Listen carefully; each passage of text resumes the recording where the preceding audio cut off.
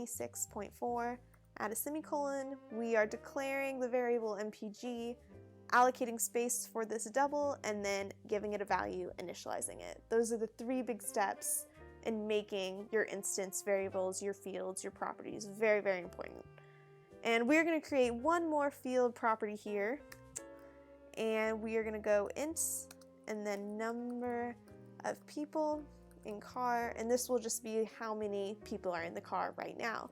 And so we'll say equals, and we'll say the average car has one person, then do a semicolon, and again it's an int. Yep, see, that's why we're destroying the environment. You can't Average have car has one person. 1.5 people in the car. We're just not going to do that. And so we'll separate this out by putting a space in between mpg and the number of people in the car.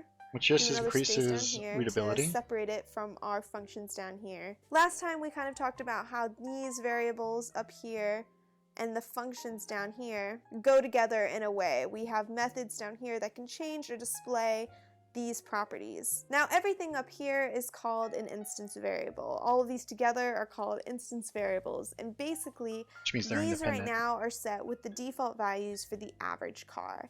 But they can change on each instance of a car. Like every car doesn't have to have a weight of 4,079, and maybe it has more of a fuel tank. It has, say, 24 gallons of gas versus 16. And before, if we scroll down to our main function, we created a car with these default values by doing new car, open parenthesis, close parenthesis, and then we just changed these values later by doing our upgrade min speed method, which changed the instance of our family car. So before we get any deeper, let's talk about what this all means. Here, our main function can be kind of confusing because this is where we actually make everything. We made our instances here, we made our family car, we changed some stuff about it.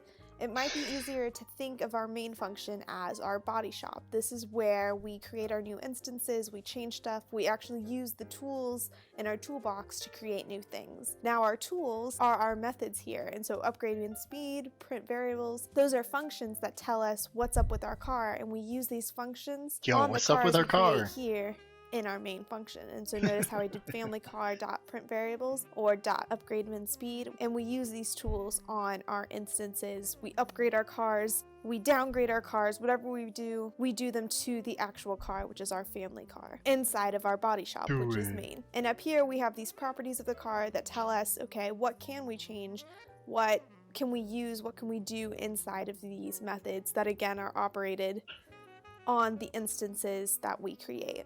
So going back to what we were talking about earlier, we had to first create our family car before we could change any of the family car's values, like its min speed or its condition. We had to create the car first before changing any of that. But there's actually a way where you can create a custom car that doesn't start off with all of our default values up here. When we create any car with this new car initializer, we create a car that has all of the default values. But we can use a custom initializer that will allow us to change or really set these properties up here. So how do we do this? We use something called a constructor. So if you go to where your fields are and then go a little below that, that's customarily where you're going to put your constructor that literally constructs the car, creates an instance from the stuff we have in our blueprint. And so the first thing you're going to write is public, and this is like where you can create these cars. We're going to say anyone can create these, and so we'll say public. So we'll just go ahead and write car, and this name right here for the constructor has to match the name of the class because you are creating an instance from the blueprint, which is the car. So this has to start with car, and then we do open close parentheses, and then we can put our curly brackets. And so right now we're essentially overwriting this method right here, which says create a new car. But we don't want to just create a new car and do nothing. We want to create a new car and give custom min and max speeds, for example. And so we can actually do this by adding parameters to our function right here, our instance method. And a parameter is just a special kind of variable that's used in a function to refer to a certain piece of data that's inputted into this function. And so we do this by saying int, and we could say custom min speed.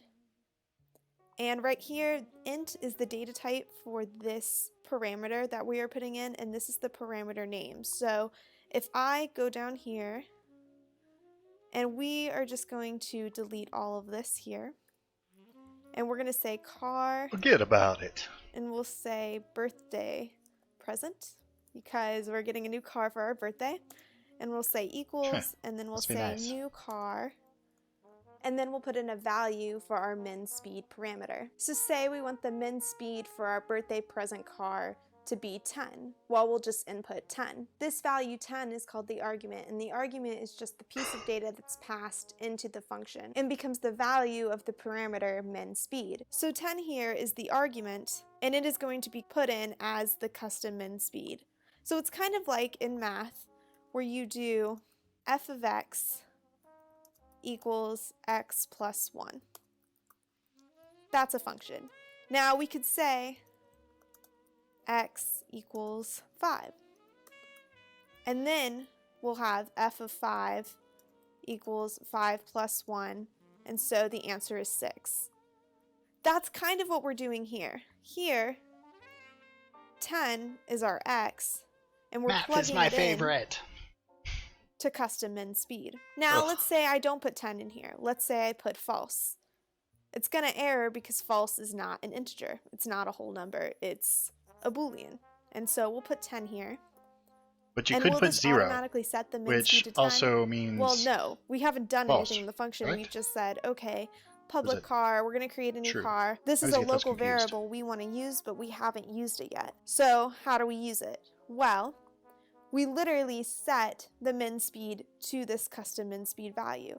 And so we can say min speed equals custom min speed and then semicolon.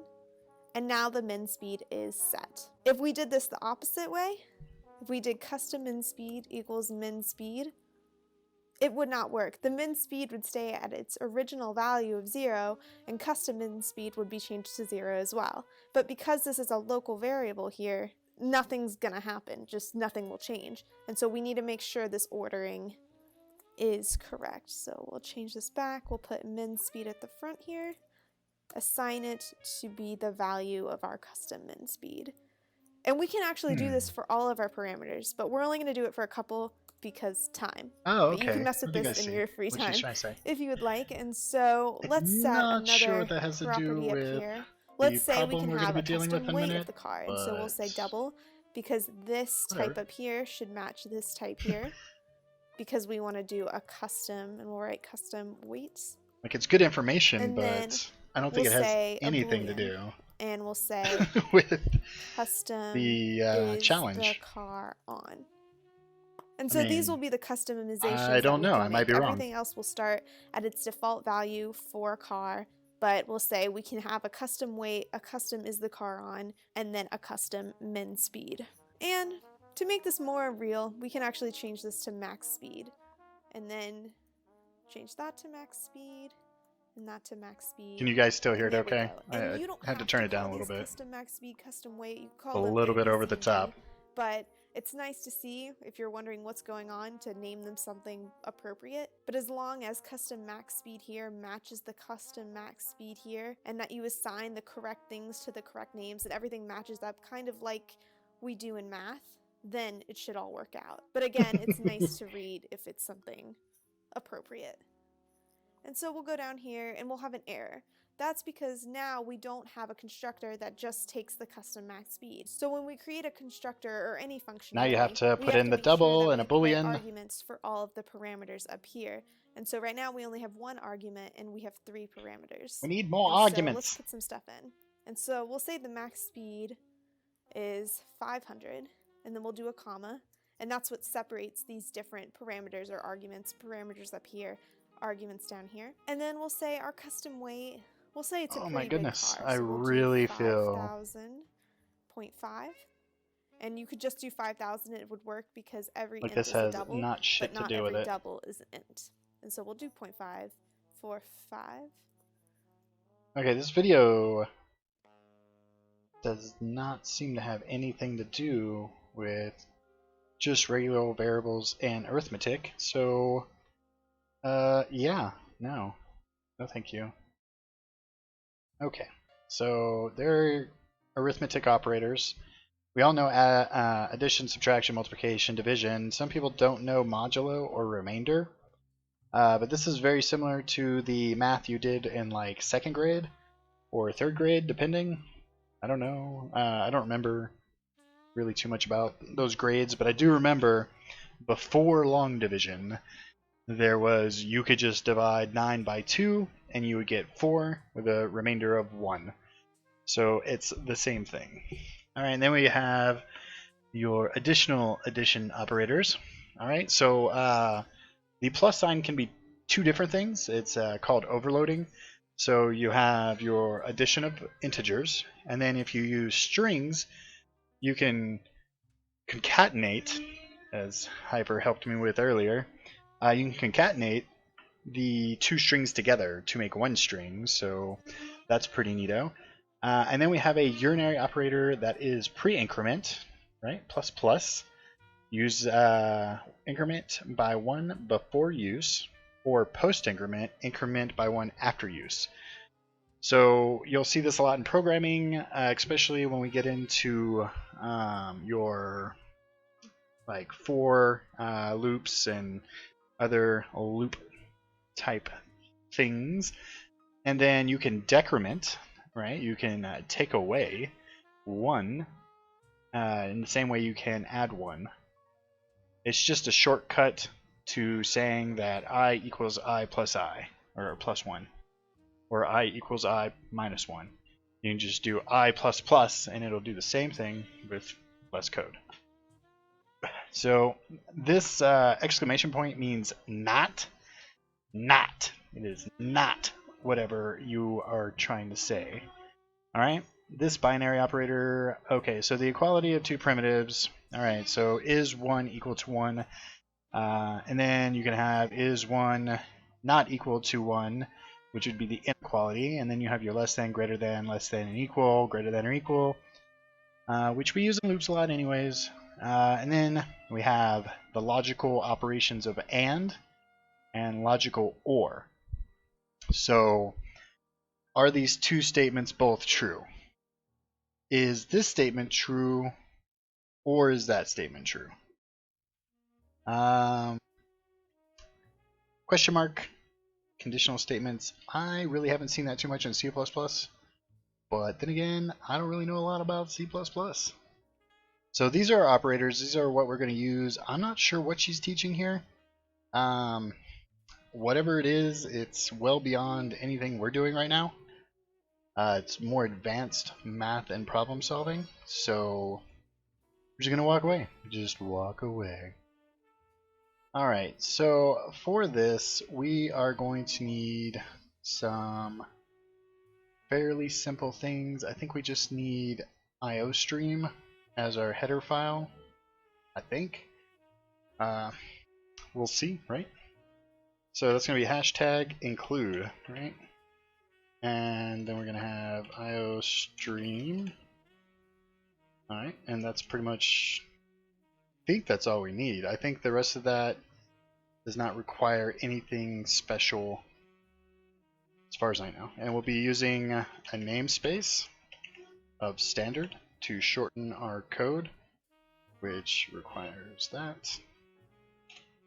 Alright, and then I think they only want us to use one function, so we're just going to use the main function as per usual with the using of the usual. So int main, and then so now some people like to do this different ways. I think this is fine.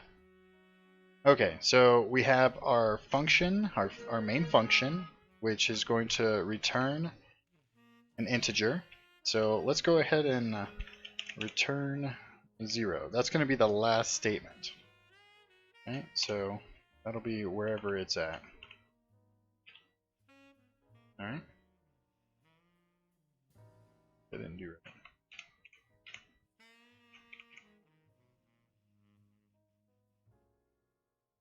How did that move? Silly. Okay, so alright, so we have our integer that is going to return We have our main function. Does not require any parameters, as Blondie